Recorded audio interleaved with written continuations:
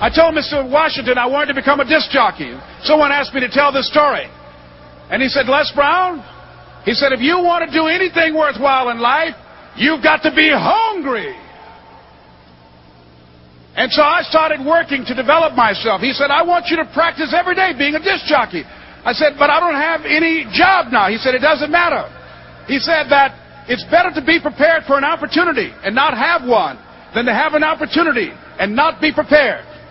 So every day I was working to develop myself. And that's what you must do. And as I was working to develop myself, I applied for a job as a disc jockey, WMB on Miami Beach. I went to a guy named Milton Butterball.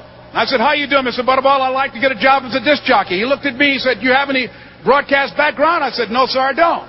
Do you have any journalism background? I said, no, sir, I don't. He said, we don't have any jobs available. I said, yes, sir. I went back to Mr. Washington and I told him. He said, don't take it personally. He said, most people are so negative, they will have to say no 7 times before they say yes. He said, go back again. So I went back again. I said, how you doing, Mr. Butterball? My name is Les Brown. He said, I know what your name is. What do you want? I said, I'd like to know whether or not you have any jobs at disc jockey, sir. He said, didn't I just tell you yesterday we didn't have any jobs? I said, yes, sir, but I know whether or not somebody got laid off or somebody was fired, sir. He said, no one was laid off or fired. Now get on out of here. I came back the next day. Hello, Mr. Butterball. How are you? He said, fine. What do you want now? I said, I'd like to know whether or not you got any jobs, sir. Didn't I tell you the last 2 days we didn't have any jobs? I said, yes, sir, but I don't know whether or not somebody got sick or somebody died, sir.